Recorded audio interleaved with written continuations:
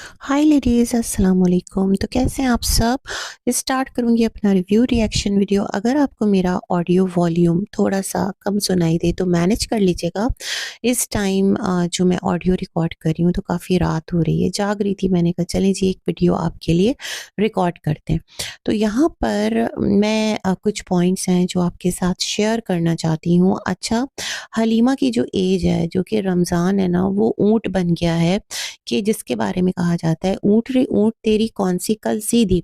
और जिस तरह की यहाँ पर लाकर व्लॉगिंग के नाम पर वीडियोस लाकर रख रहा है। और मैं बड़ी हैरान होती हूँ कि रमज़ान ने कहा था कि जब से वो इस इंडस्ट्री से दूर था ना, यानी इस इंडस्ट्री का डुप्लीकेट एसआरके किरण वाला, तो वो बहुत ज़्यादा रिलैक्स था, उसकी जो हेल्थ है वो बहुत ज़्यादा ठीक थी। लेकिन वो जो है दोबारा से अपनी हेल्थ और अपनी जो एक मेंटल फिज़िकल हालत है उसको दोबारा से, मेरे ख़्याल में रास नहीं आ रही हेल्थ, तो वो दोबारा से यूट्यूब पर आ गया है या फिर अभी ही उसके पास कंटेंट आया है।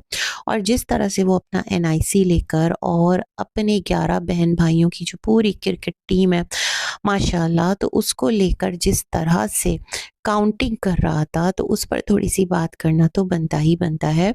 हलीमा की जो शादी है और जो दुआए खैर है, अचानक से जो मंज़र आम पर आई है, जैसे ही जो सितारा वापस आई हैं विलेज से और फिर अम्मी को अपने बड़े भाई से मिलने का ख़्याल आया है, तो ये तमाम तर जो सिलसिले हैं बड़े अजीब तो हैं अपने ट्रैक पर, लेकिन फिर भी जिस तरह रमज़ान ने आकर चीज़ों को यहाँ पर क्लियर करने की कोशिश की है और जिस तरह वो लड़के नुमा आदमी है जिसके साथ हलीमा का रिश्ता पक्का किया गया है और उसकी जो फ़ोटो है वो सबसे पहले मिस्टर काशिफ़ ने हथिया ली। वैसे जो रमज़ान के अब्बा हैं, मुझे लगता है कि वो भी बहुत ज़्यादा ना शौकीन हो गए हैं, उनको भी लोगों के व्लॉग्स में कंटेंट बन के बड़ा मज़ा आ रहा है। या फिर उनकी कोई डील हुई है काशिफ़ से, काशिफ़ ने कहा होगा आ जाइएगा मामू चाचा जो भी हैं, तो हम जो है ना 50-50 कर लेंगे। ऐसा भी तो पॉसिबल है ना, ये वाला सिलसिला भी हो सकता है। वरना क्या उनकी मत मारी गई है कि वो एक-एक डिटेल जो है वो उठाकर काशिफ़ को दे रहे हैं, उनकी फैमिली को दे रहे हैं कि आपका जैसे दिल चाहता है आप उसको अपने चैनल पर छाप दीजिए। वैसे रमज़ान पॉइंट इज़ दैट कि आप जो हैं वो लड़की के, हलीमा के सबसे बड़े वाले भाई हैं, यानी कि 34-35 साल आपकी एज है, 92 में आप पैदा हुए थे। मुझे एक गाना याद आ गया, अमिताभ बच्चन और सुप्रिया पाठक ये बहन-भाई बने थे। शहंशाह फ़िल्म की जो है ना वो सॉन्ग था, सॉन्ग क्या था, ओ बहना मेरे जीजा जी का क्या कहना, रब ने ऐसी जोड़ी बनाई जैसे तोता और मैना। लेकिन हलीमा और जो आपने लड़के के बारे में बताया और काशिफ़ ने जिसकी रूनुमाई की, तो वो कहीं से भी तोता मैना की जोड़ी नहीं लग रही। सच में बहुत ज़्यादा वियर्ड एक जो जोड़ा है वो ये नज़र आ रहा है और हर एक इस पर सवाल उठा रहा है। मुझे ऐसा लगता है कि आप लोगों का जो घराना है ना, वहाँ पर जो ख़वातीन हैं उनको इतना ज़्यादा सीरियस नहीं लिया जाता, बस उनको आगे ब्याह दिया जाता है। अब जब लोग यहाँ सोशल मीडिया पर, इंडस्ट्री पर बैठकर देख रहे हैं कि ये क्या हो रहा है भाई, ये क्या हो रहा है, तो आप कहते हैं कि हलीमा जो है वो बच्ची बिल्कुल भी नहीं है, बल्कि जो आपके डैड हैं उनको सब कुछ बेहतर पता है। ज़ाहिर-सी बात है भई, वो बाप हैं और उन्हें अपने बच्चों के बारे में नहीं पता होगा तो किसे पता होगा। लेकिन रमज़ान आपने जो यहाँ पर आकर क्लैरिफ़िकेशन देने की कोशिश की है कि आप 35 साल के हैं और 1-1 साल के गैप से आपके सारे बहन-भाई पैदा हुए हैं। मतलब चांस नहीं लिया और आपके अब्बा जो हैं वो मतलब मुसलसल जब से मामी इरशाद आई, काफ़ी वो भी एक्टिव हैं, उनके अंदर भी काफ़ी बिजली भरी है सच में। जिस तरह वो ठुमके लगा रही थीं, जिस तरह वो एक उछल-उछल के नाच रही थीं और हाथापाई कर रही थीं और वो जो ठेला रेहड़ी खड़ी थी उसके ऊपर भी चढ़ के वो ठुमके लगाने लगी थी, तो सच में मुझे तो बहुत अफ़सोस हो रहा था। इस तरह जो इंसान है ना उसकी एक तमाशा बनने पर, उसकी एक तज़हीक पर। ख़ैर, तो क्या है, मैं एक नोट पर ये भी सोचती हूँ, आप लोगों को शर्मिंदगी महसूस नहीं होती कि आपकी जो माँ है वो इस तरह उछल-फांद करती हैं? जो आपके घर घराने के लोग हैं वहाँ पर शायद ये तमाम तर चीज़ें नॉर्मल समझी जाती होंगी, लेकिन फिर भी 4 लोगों में आप बैठते होंगे और जिसे पता होगा ये आपकी माँ है और अगर वो उनका इस तरह उछलना-फांदना और बिल्कुल जो एक बिन बतोड़ी वाला मेकअप उनका वो करके आ जाती हैं, सॉरी टू से एकदम लाल गाल पे गोल-गोल सर्कल और इस तरह की इंसान है ना, और इंसान जो है उसको अल्लाह ने इज़्ज़त तकरीम दी है, तो फिर उसकी इज़्ज़त जो है वो मैटर भी करती है। तो आप लोगों को ये तमाम तर सिलसिले बुरे नहीं लगते, सिर्फ़ कका कका किरन करने से और हँसने से हे आप शाहरुख खान नहीं बन जाएँगे। थोड़ा-सा अपनी पर्सनैलिटी में वो ग्रेस लाइए। देखिए इंसान गरीब हो, मैं कहती हूँ एक वक़्त का खाए मगर पुरवक़ार हो, उसकी पर्सनैलिटी हो, उसको पता हो कि उसकी सेल्फ़ रिस्पेक्ट क्या है, उसकी इज़्ज़त-ए-नफ़्स क्या है। ये तमाम तर चीज़ें इतना मैटर करती हैं, जिस तरह कहते हैं ना कहीं आप में आयोडीन की कमी तो नहीं है, तो मुझे ऐसे ही लगता है कि आप लोगों में वो जो एक मटीरियल होता है ना, वो जो एक इंग्रीडिएंट होता है, गैरत, सेल्फ़ रिस्पेक्ट, मुझे लगता है उसकी बहुत ज़्यादा कमी है, और बस वो आ जाए तो फिर आपसे अमीर कोई भी इंसान नहीं है। तो ख़ैर, आपने आकर कहा सबका गैप बताते रहे, और अब आपने देखा अब तो हलीमा जो है वो छोटा जो सबसे आपके बाद वाला भाई 28 नंबर वाला उस्मान है, तो उसके बाद अगर 1 साल का गैप देकर मैं हलीमा को ले आऊँ तो हलीमा तो भई 27 साल की हो जाएगी। लेकिन आप भूल गए, आपके अब्बा जब आए थे, सितारा उनको ले गई थी अपने ड्रीम हाउस पर, दुआ करवाई थी जल्दी से बन जाए। मुझे लगता है कि वो दुआ जो है वो इस तरह से कबूल हुई कि ड्रीम हाउस का जो प्लॉट है वो कहीं गायब हो गया और सितारा ने एक बना बनाया घर खरीद लिया। वैसे सितारा ने कहीं भी आकर इस चीज़ को क्लियर नहीं किया है कि वो ड्रीम हाउस की जो ज़मीन थी वो उन्होंने सेल की है, नहीं की है। ये तमाम तर बातें सितारा ने क्लियर नहीं की है। खैर जी, उनकी प्रॉपर्टी है, वो जिस हद तक क्लियर करना चाहें करें, लेकिन जो चीज़ें लाकर सोशल मीडिया पर रख देती हैं, फिर उसके बारे में बहुत ज़्यादा कहते हैं ना टू द पॉइंट बात रखनी चाहिए। अदरवाइज़ हमें क्या, आपकी जो भी चीज़ है, आपकी जो भी प्रॉपर्टी है, आपकी जो भी रिश्ते हैं जो आपने कभी नहीं बताए, तो उससे किसी को कोई कंसर्न नहीं है, है ना? तो ये तमाम तर बातें हैं।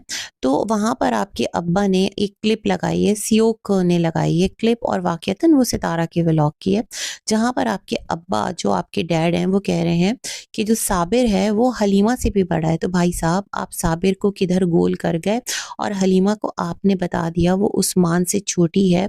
कितने साल छोटी है?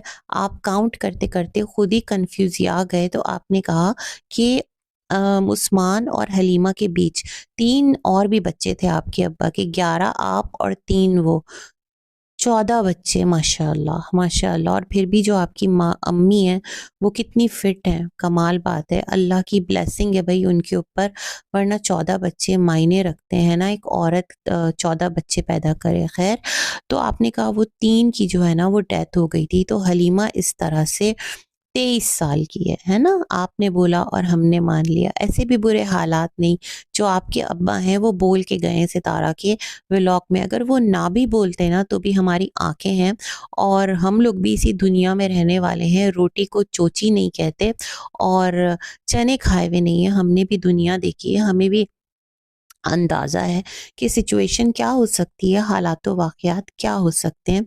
तो भैया हलीमा जो है ना वो किसी तौर भी 16 से ज़्यादा की नहीं है, 16 से कम ज़रूर हो सकती है, 16 से ज़्यादा की बिल्कुल भी नहीं है। तो बैठ कर ना अपने अब्बा के जोड़े गए इस रिश्ते को जस्टिफ़ाई करने के लिए, उसको बचाने के लिए बोंगियाँ ना मारें, क्लियर बात करें। और जो आप प्रूफ़ के साथ बात कर रहे थे, तो ये आपकी लफ़्फ़ाज़ी थी।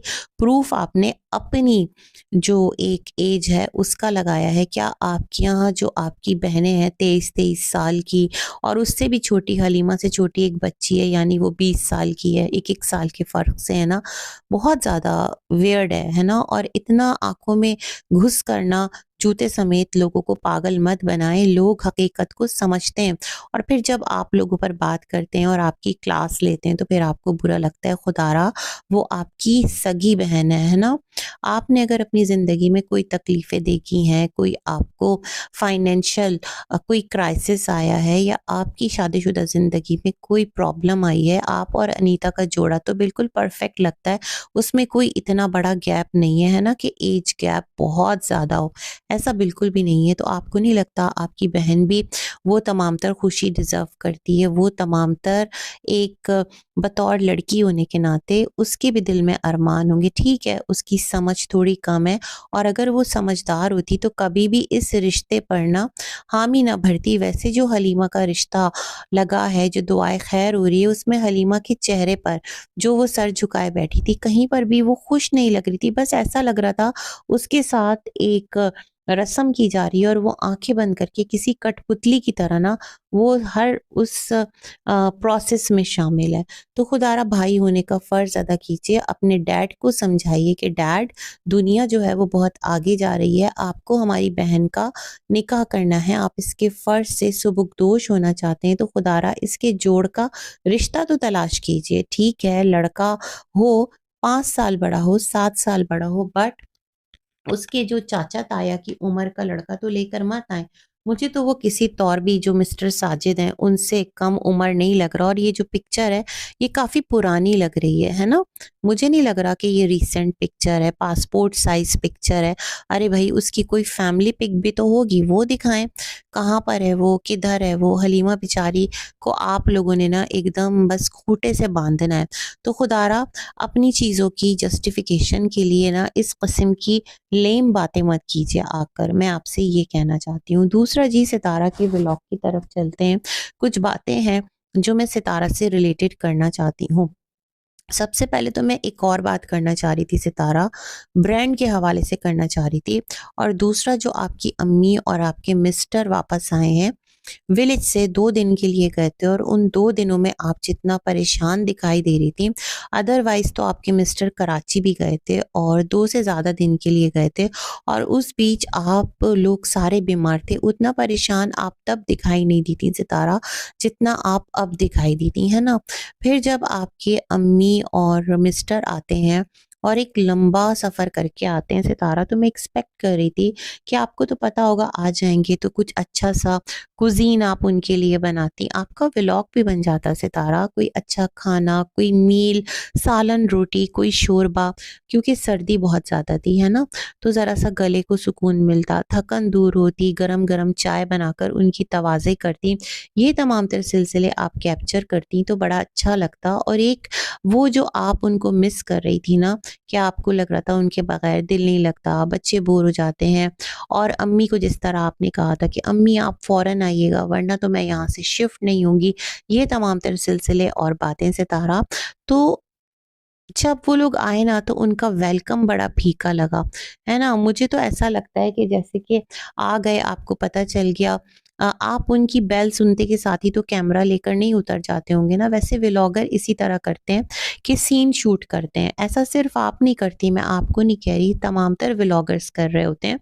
तो मैं ये सोच रही हूँ सितारा थोड़ा अच्छा वेलकम होता, घर में आकर बैठते, हाथ-मुँह धोते, सफाई से रिलैक्स होकर आप उनको चाय सर्व करती, उनको खाना सर्व करती, गरम-गरम सूप बना लेती, कुछ इस तरह की चीज़ें कर लेती। अच्छा लगता ये तमाम तर अगर आप उनके साथ मामला करती, बट हमें ऐसा कोई मामला नज़र नहीं आया आपकी तरफ से, ऐसी कोई उनका जो वेलकम है ना वो नज़र नहीं आया। बल्कि आपने क्या किया, वो जैसे ही घर में दाखिल हुए और आप कैमरा लेकर कार का मुआयना करने निकल गई, है ना? इंसान पूछता है, अम्मी आपका सफ़र कैसा रहा? आप थकी तो नहीं? अम्मी तबीयत कैसी है? वहाँ ठंड थी, आप ठीक तो हैं ना? आपको कोई प्रॉब्लम तो नहीं हुई? आपने ठीक से खाया-पिया? भाई कैसा है? भाभी कैसी है? पूछने में कोई हर्ज नहीं था। मैं आपको बताऊँ, बहुत सारे व्लॉगर्स हैं, थोड़ा नज़र उठाकर देखिएगा, सब अपने घराने, अपनी फैमिली को लेकर चल रहे हैं और हर एक का जो घराना और फैमिली है ना, वो ऐसा नहीं है कि वो बिल्कुल सीधा और सरल हो। अगर आप सबा के ही घराने को देख लें तो कितना क्रिटिसिज़्म होता है। उसके भी जो मैका है उसमें व्लॉगर्स हैं, लोग सबा को कह रहे होते हैं कि तुम जो है जो व्लॉगर्स बन जाते हैं फिर उनका नाम नहीं लेती, मतलब उन लोगों को लोग देखना चाहते हैं और आपके साथ उल्टा ये है कि आपकी ऑडियंस कहती है हमें उन्हें नहीं देखना। बट मैं आपको बताऊँ, जब आप अपने रिश्तों की वैल्यूज़ दिखाते हैं ना, जब आपके व्लॉग में मेहमान दिखते हैं, कुछ इस तरह की चीज़ें दिखती हैं, of and on, not everyday, तो ये चीज़ें बड़ा अच्छा आगे आपके व्लॉग को लेकर जाती हैं। मतलब आप अम्मी से पूछती, गाँव में सब खैरियत तो है, भाई ठीक है, आपका भाई है ना फ़ारूक, भाभी के बारे में नहीं पूछती और हलीमा कैसी है, खुश तो है ना क्योंकि उसका रिश्ता तो हुआ है, क्योंकि आप लोग रिश्तेदार हैं और हलीमा के अम्मा-अब्बा आपके प्योर रिश्ते हैं। तो जो प्योर रिश्ते हैं, क्या उनके बारे में जब आप उनको प्योर रिश्ता यूट्यूब पर आकर अनाउंस कर रहे हैं, तो फिर आपका लगता नहीं है कि आपकी रिस्पॉन्सिबिलिटी बनती है कि जब आप थोड़ा-सा अम्मी को चाय-वाय पिलाती, उनके साथ बैठती और पूछती इन तमाम तर बातों के बारे में, लेकिन आप तो डायरेक्ट वो जो पनीरी लेकर आए थे उसको लगाने ले गए और ये बड़ा अजीब लगा तमाम तर चीज़ें मुझे। मुझे इस पर बात करनी थी बट मेरे ज़हन से निकल गया था, तो मैं अब ये तमाम तर चीज़ें हाइलाइट कर रही हूँ। दूसरा जो आपका गोल्डन प्ले बटन आया था, अम्मी की एब्सेंस में आया था, मिस्टर साजिद की एब्सेंस में आया था, तो जब वो लोग घर में आ गए, तो उनको थोड़ा-सा साँस लेने के बाद, थोड़ा रिलैक्स होने के बाद, मुँह हाथ धोने के बाद, आप उनको दिखाती, "अम्मी देखें ये गोल्डन प्ले बटन है।" आपका थोड़ा व्लॉग भी लेंदी बन जाता, छोटा-सा आपका व्लॉग था और बड़ा अच्छा एक वो तासुर जाता। अम्मी खुश होतीं क्योंकि वो आपके चैनल के लिए कितना फ़िक्रमंद रहा करती थीं कि सितारा, जो लोग भी हैं ना वो तुम्हारा चैनल ख़राब करना चाहते हैं। यही बात आपने बताई थी ना एक टाइम पर, और अम्मी आपके चैनल में बहुत ज़्यादा कंट्रीब्यूट करती हैं, आपके व्लॉग का पार्ट बनती हैं। तो मेरे ख़्याल में उनका भी राइट बनता है कि उनको भी आप ये गोल्डन प्ले बटन दिखाती, खुश होती हैं ना। जिस तरह आपने लाइव की थी कि बस 1 मिलियन होने में अब हो गए, वो लाइव मुझे याद है, तो उसमें आपके साथ अम्मी भी थी। तो मुझे लगता है ये तमाम तर चीज़ें आपको करना चाहिए थी। आप बहुत ज़्यादा लेज़ी हो रही हैं अपनी व्लॉगिंग को लेकर। बहुत सारी चीज़ें आप कर सकती हैं, बहुत सारा एफ़र्ट राइट ट्रैक पर आप डाल सकती हैं, बट पता नहीं क्यों आप इतना लेज़ी हो रही हैं। देखिए ये एक अपॉर्च्युनिटी है आपके पास, एक आपका चैनल है, माशाल्लाह आपको वहाँ से अच्छी अर्निंग देकर जा रहा है। दूसरा चैनल जो आसमान वाला है उसको भी आपने ऐसे ही छोड़ दिया है लाताल्लुक़ हवा में। जब तक मामी इरशाद, अम्मा नूरा का कंटेंट था तो दोनों चैनल लेकर आप चलती रहीं। अब आपका वो चैनल जो है साइलेंट है। भई उस चैनल पर आप कुछ भी डालें, 5 मिनट का व्लॉग ही डाल दें या फिर आप 10 मिनट का एक व्लॉग डाल दें, मिनी व्लॉग डाल दें, वो एक्टिव तो रहे। पैसा आता क्या बुरा लगता है? आपका पैसा होगा, आपकी व्लॉगिंग के थ्रू आएगा। और एक अच्छी बात ये है कि जिस तरह सर्दी ही सही, सर्दी की वजह से मुझे लग रहा है कि आपने शॉल वगैरह बड़े एक प्रॉपर तरीके से ली हुई है, खुद को कवर किया हुआ है, सर पे भी आँचल डाल रही हैं। तो आपकी ऑडियंस में चंद एक लोग हैं जो बहुत ज़्यादा खुश हो रहे हैं, एप्रिशिएट कर रहे हैं, कह रहे हैं सितारा ये अच्छी आदत है, इसको भुलाना मत। तो ये तमाम तर साइन कितना पॉजिटिव है। लेकिन जो आपकी एफर्ट है ना वो डे बाय डे कम से कम होती चली जा रही है और आप बहुत कुछ कर सकती हैं बट आप पता नहीं क्यों नहीं कर रही हैं। दूसरा जो आपका ब्रांड है उससे रिलेटेड अगर मैं देखूं सितारा, तो मैं ये सोचती हूँ कि कोई भी अक्लमंद इंसान जस्ट फॉर फन या अपने शौक की खातिर ब्रांड बनाएगा, फिर फोटोग्राफर्स बुलाएगा, फिर लोकेशन पर जाएगा, फिर इतनी एफर्ट लगा के अपनी पिक्चर्स क्लिक करवाएगा अपना शौक पूरा करने के लिए। वो जो एक मॉडल बनने का शौक था ना, आपने एक रैंप वॉक भी की थी अपने घर में, हसीना मलिक और कौन थी वो, क्या बना था रमज़ान, वो भी काफ़ी कंटेंट दिया करता था आपको, है ना? तो कौन-सा अक्लमंद इंसान होगा जो अपने बिज़नेस को एक्सपेंड करना नहीं चाहेगा? थोड़ी एफ़र्ट डालता। और जहाँ आपने इतनी तमाम तर चीज़ें की थी जबकि आप उम्रे से वापस आई थी, लोगों ने कहा था सितारा तुमने उम्रे से वापस आकर सर से फ़ौरन आँचल उतार लिया, इतना मेकअप कर लिया, थोड़े दिन तो सब्र करती, क्योंकि आपकी जो सब्सक्राइबर है ना, उन्होंने आपसे जो लॉट पूरा कपड़ों का ख़रीदा था और आपका स्टॉक उन्होंने ठिकाने किनारे लगाया था। और फिर वो जिस तरह आपके ड्रेसेस दिखा रही थी कि ठीक है बस सही है, मैंने मंगा लिया, और मैंने शॉल्स भी इसके साथ एक्स्ट्रा मंगाई। शॉल्स हालांकि आपके उसमें नहीं थी, आर्टिकल के साथ उन्होंने एक्स्ट्रा आपसे ख़रीदवाई थी और पूरा कार्टन आपने उनको पैक करके भेजा था। जाहिर बात है आपका लॉस होने से उन्होंने बचाया था। ये चीज़ आकर उन्होंने अपने चैनल पर कर दी थी और यहाँ पर लोग आप पर बहुत ज़्यादा क्वेश्चन रेज़ कर रहे थे। तो आपने कहा नहीं, मेरा ब्रांड है और मैं शूट करूँगी और मेरे नए आर्टिकल्स आएँगे ईद पर, लेकिन ना उसे किसी ने ख़रीदा, ना उसका कुछ पता चला कि उसके कितने पीसेस बने, वो कहाँ गया, वो कौन से आपके फ़ैन हैं, वो कौन से आपके सब्सक्राइबर्स हैं जिन्होंने इन तमाम तर चीज़ों में इंटरेस्ट दिखाया। हालाँकि पाकिस्तान से इंडिया जा रहे होते हैं कपड़े थ्रू प्रॉपर चैनल, या फिर बीच में कोई होता है ना शिपिंग का सिलसिला, लोग मंगाते हैं भई पाकिस्तान के कपड़े पसंद किए जाते हैं। मैं बड़ी हैरान सितारा कि आपने इतना इनपुट डाल के उसको भी फ़न समझा और इतना बड़ा अमाउंट, इतनी बड़ी रकम आपने इन तमाम तर चीज़ों पर वेस्ट कर दी। ठीक है, आपका जो स्टॉक है वो ठिकाने लग गया, बट ठिकाने लगाना आपका मकसद था। बस आपको 4 दिन का शौक चढ़ा था, और एक जो मैं कहती हूँ जो मेहनती खातून होगी ना सितारा, तो वो कंट्रोवर्सी से ज़्यादा अपनी चीज़ों को सेटअप करेगी, है ना? आज के दौर में आप जितना भी काम कर लें मेरे ख़्याल में वो बहुत बेस्ट है ना?